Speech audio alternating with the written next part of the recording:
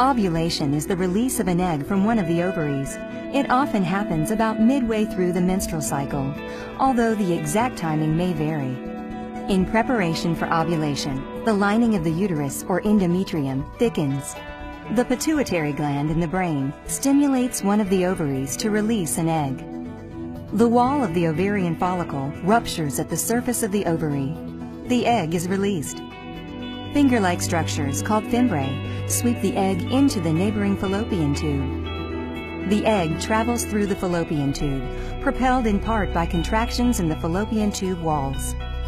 Here in the fallopian tube, the egg may be fertilized by a sperm. If the egg is fertilized, the egg and sperm unite to form a one-celled entity called a zygote. As the zygote travels down the fallopian tube toward the uterus, it begins dividing rapidly to form a cluster of cells resembling a tiny raspberry. When the zygote reaches the uterus, it implants in the lining of the uterus, and pregnancy begins. If the egg isn't fertilized, it's simply reabsorbed by the body, perhaps before it even reaches the uterus. About 2 weeks later, the lining of the uterus sheds through the vagina. This is known as menstruation.